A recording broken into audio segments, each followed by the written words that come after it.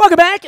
Very quick little trip down to Atlanta, Georgia, where I encountered a lot of Bulldog fans and then a lot of very unhappy Bulldog fans after the loss to Alabama. And, of course, the Ravens finished the job. Knox Bardeen is talking about all of that at 92.9 The Game down in Atlanta all week long. You can find him out on Twitter at Knox Bardeen. That's Bardeen.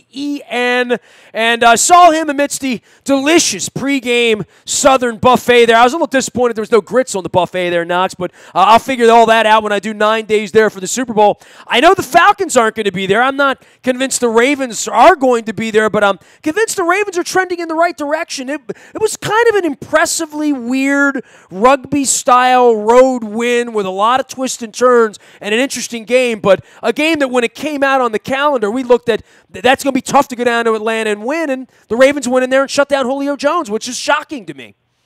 Not just Julio Jones, the Ravens shut down everything the Falcons tried to do on Sunday. It was amazing, and I was about to apologize to you for bringing you down to Atlanta and not showing you good football. You were kind of right. Was it rugby?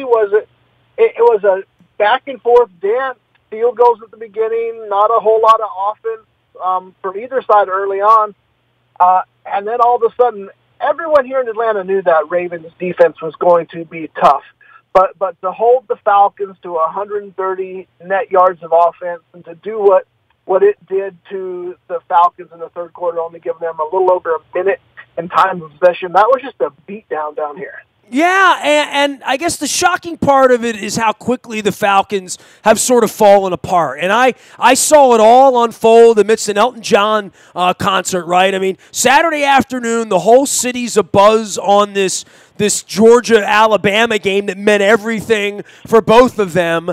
And the hangover of that is the Falcons have quickly, and it feels like 5 minutes ago, I was sitting in the Dome down in Houston, and they had a couple touchdown lead, and they were going to win a Super Bowl and beat Tom Brady, that how quickly you can move to 4-8. And this big, beautiful place with the big silver falcon out in front, nobody wants to come and see the other red and black team, right? You didn't get a whole lot of fan support there on Sunday. That is for sure. And you hit the nail on the head.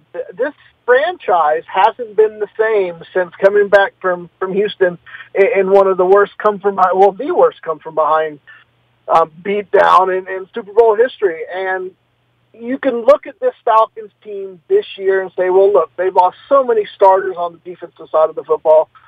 From game one, they just got Deion Jones back Sunday against the Ravens. You've also lost both your offensive guards. So everyone said, okay, injuries. It's injuries. This team is just good, but it's been weathered down. But I don't see it that way. There is way too much talent up and down this roster for injuries to be the reason why they're 4-8. Now, maybe they're not quite a Super Bowl contending team because of the injuries, but when you have Matt Ryan, a couple years removed from an MVP season, Julio Jones, one of the 2-3 best receivers on the planet, you got this rookie in Calvin Ridley who's coming in and playing better than all the receivers on your roster. This offense should be able to move the ball. It didn't on Sunday against the Ravens, and I'll tell you something. In the 4-game skid the Falcons are in right now, they're only averaging 17 points a game, and that is just crazy bad for a team with this much talent. When that happens around here, they put a target on the back of number 5 in Joe Flacco. And Knox, I wrote a book 6.5 years ago when the Ravens won the Super Bowl, and part of this was how badly the Ravens wanted Matt Ryan. And I don't want to say they settled on Joe Flacco, but they didn't have the draft stock to go up and get Matt Ryan, and they weren't bad enough in 2007 for that to happen, despite firing Brian Billick, who is our partner here on behalf of the Living Classrooms Foundation. So, the history of all this stuff, and Ryan hasn't won a Super Bowl, and Joe has, and right now, Joe couldn't get on the field on Sunday for physical reasons, but now we're playing in Kansas City this week. We're going out to play the Chargers out in Southern California in 3 weeks after we see Tampa at home next week, and we're about to run Joe Flacco out of town, despite how decorated he is.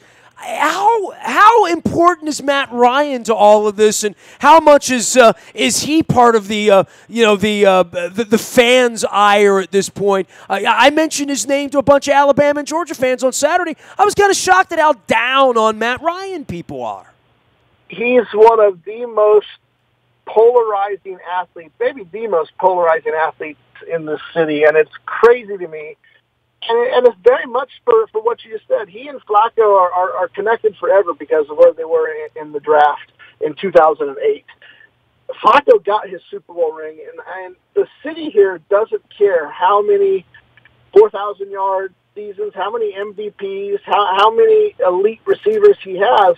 Until he grabs one of those Super Bowl rings, he's going to be a disappointment in this town, and that's crazy because of the fact that he got to 40,000 career passing yards quicker than any quarterback in NFL history, and how he's driven this team. But this season, believe it or not, the target's not on his back like you were talking about it being on Flacco's back whenever things go bad up there. This season, I think that the city here, the fans here, are starting to look more toward the coaching staff than Matt Ryan. Well, and so what does that mean for Dan Quinn, who was good enough to get them onto the doorstep? And, Arthur Blank threw out my buddy Mike Smith a couple of years ago as well. There's only so many times you can run through these guys, but where's Dimitroff in all of this? Where's Scott Pioli in all this? I'll argue that Dimitroff and Pioli have thrown out an incredible roster of talent and said, go win the Super Bowl. They were there 2 years ago, and the coaching staff then, Shanahan, let that slip through his fingers. We still don't know what he was thinking back then. But I would argue that Dimitroff and Pioli have done everything possible to put a roster together. Dan Quinn is not in trouble here in Atlanta in any way, shape, or form. But I don't know that his entire coaching staff can say the same thing.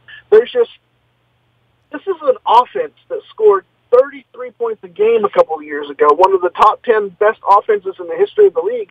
And now you're trying to figure out how to get the ball for more than a minute per quarter. Well, part of that also is playing to the quirks of what the Ravens are, right? Like, even in the SEC, and you're watching that football, we're used to it around here because we get to see Navy play, right? So anytime Navy's playing, they're running off tackle, they're running, they're RPOing. There's a lot more of that's going on in the college game now, and I think that's pouring itself out to maybe be a little bit of a problem for NFL coordinators in what to do with a quarterback who's a master of the RPO, and you certainly don't want your quarterback seeking contact on a consistent basis the way Lamar Jackson has here over the last month. But there's also the part where they've won 3 games. John Harbaugh likes having winning press conferences. Players like getting on planes from Atlanta to fly home after they win. It's unorthodox. It's unconventional. It's tough to prepare for.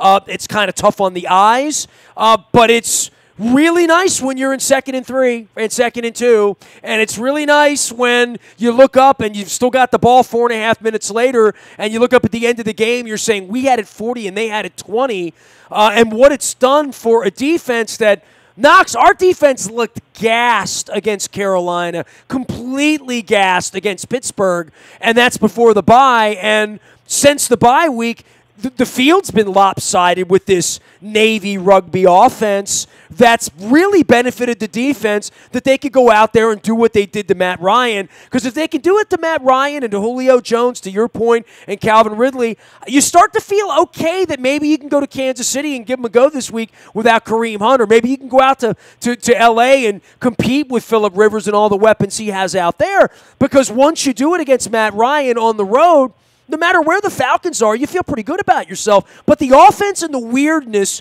has led to the benefits of the defense, and that's sort of some brand of team football that I can't get my arms around it because I've never seen an NFL team actually try to do this.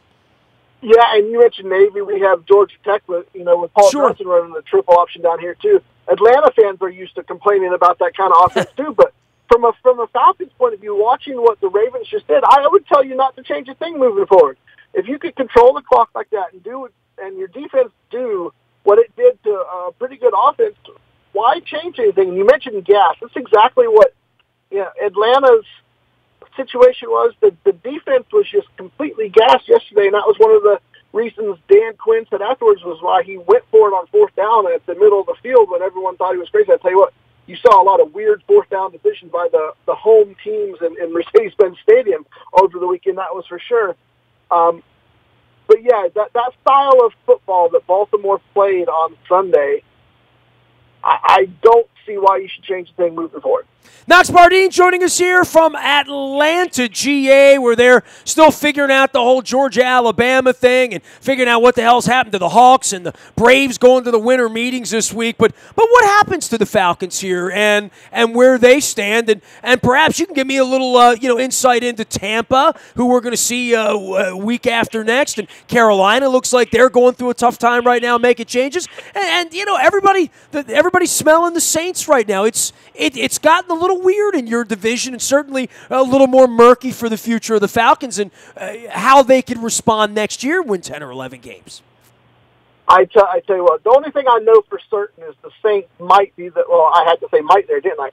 The Saints are the best team in the NFL right now. That offense is incredible, and we know with Sean Payton and Drew Brees, they're both geniuses at what they do. But when the defense steps up like it has, the Saints are going to be tough to beat.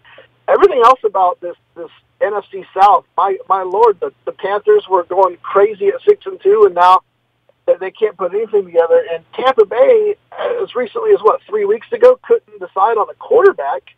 And now you've got the original guy back, and Jameis Winston, who went crazy yesterday. I still think he's a time bomb, just waiting to go off, either personally or on the field or wherever it's going to happen. But while he's playing like he did on Sunday, you have to keep going, and Tampa Bay can win football games with him. Yeah, and here sits Matt Ryan looking on the outside at 4-8 and playing out the string. Knox Bardeen joining us here from Atlanta, Georgia. And last thing for you on the Ravens, and when you see a team like that come in there, and I guess defensively, and being led by Terrell Suggs. I had Ovi Mihaly on earlier. He said, man, I came in the league with Terrell. I feel like I've been out of the league, and he's still out there sacking, still out there setting the edge, still out there being disruptive when he's not making a tackle. And then Eric Weddle as well, and all the enthusiasm after that.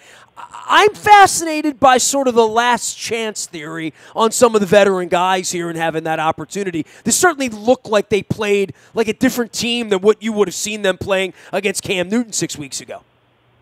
Absolutely, and when you talk about last chance, you got to get out there and take advantage of maybe the last opportunity you're going to get to put something special together. All I know when you talk about Suggs and guys like that who are so disruptive to the Atlanta offense, Matt Ryan, his head was on a swivel all day on Sunday. He got sacked 3 times. He got hit. It was in double digits. It was crazy. And he wasn't on the field much. Exactly.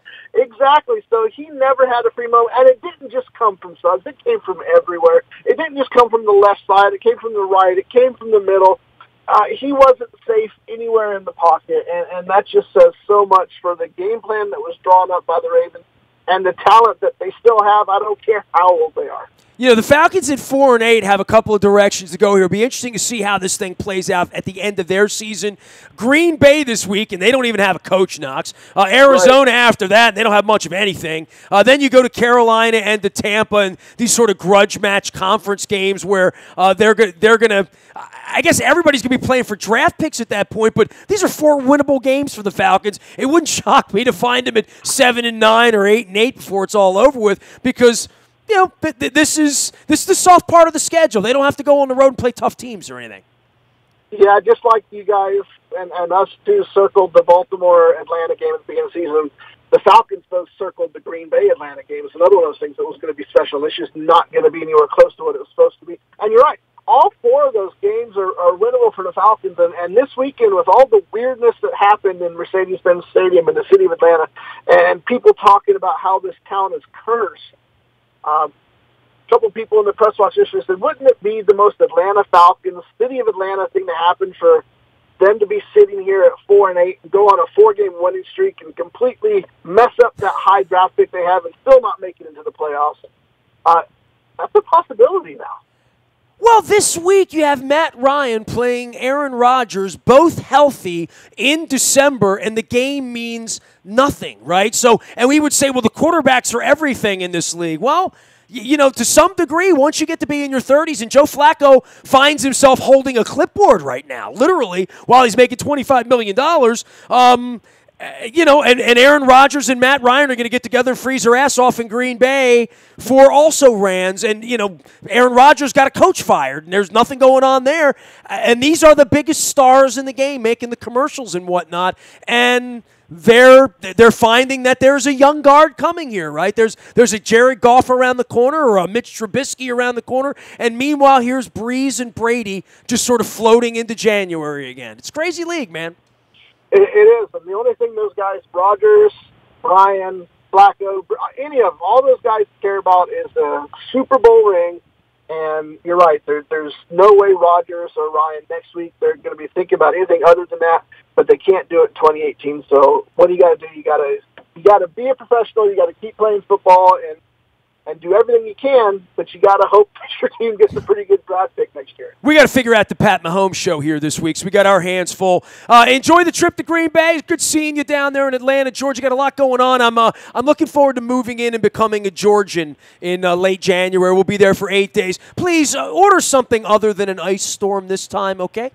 Yeah, we're going to try to make the weather a little bit nicer for you guys, and we'll put together a list of things to do while you guys are down here for so long. Yeah, I don't need the golf, but I just don't want to ice skate up to the Hooters to get the new stuffed wings, okay? If that happens again, holy mackerel. All I remember was I ice skated from the MARTA stop up at Georgia Tech downhill to the Fox Theater. I almost busted my ass trying to go see Leonard Skinner. I didn't, but, it gave me 3 steps, and then I tripped, So hopefully it'll be better than that when I get to Atlanta next time. Right. No promises, but we'll work on it. Well, you got the Foo Fighters coming to town, so you got a good start. Knox, appreciate you, bud. Thank you. Anytime. Knox Bardeen, Atlanta voice at 92.9 The Game. You can find him out at Knox Bardeen on Twitter as well. That's Bardeen. And, I didn't want to say this on the air, but he comes highly recommended as a good friend of Chris Pica. So don't hold that against him. Good seeing Pica over the weekend. We're going to have Chris on the program as well this week. You can find it all in the buyatoyota.com audio vault 24 hours a day from anywhere in the world on your mobile device by downloading the TuneIn radio app. We do come in crystal clear from anywhere in the world. All of our programming brought to you by our friends at Royal Farms. Real fresh, real fast. The tasty coffee, the Kona blend in my cup from the islands. And, of course, the tasty fried chicken and the Western fries, which are unmatched. Make sure you're using the Royal Farms app or just get the card. Old school, swipe it when you're getting your gas, because I know you're pumping your gas at Royal Farms like I am. And you'll get your points. You'll get your fried chicken and your Western fries free of charge when you get your points. Get the rewards. The rewards pay. Nasty at WNST.net is the way to find me, as well as the buyatoyota.com audio vault. If there's any breaking news at all this week, you will get it first out on our social media, Twitter, Facebook, LinkedIn, and, of course, our WNST text service that alerts you. It's all brought to you by Coons Ford of Security Boulevard. Dennis Colatzos will be here on Thursday from 3 until 5, getting you ready. And we need to get ready for Pat Mahomes and the Kansas City Chiefs. I've got a whole bunch of stuff happening around here this week as well. You'll find me out on social media trying to be motivated and fun and upbeat as the Ravens are now playing for a playoff position. It's exciting times. It's December. It's Festivus for the rest of us. I'm Nestor. We are WNST.net, AM 1570 and WNST Towson, Baltimore. And we never stop talking Baltimore sports.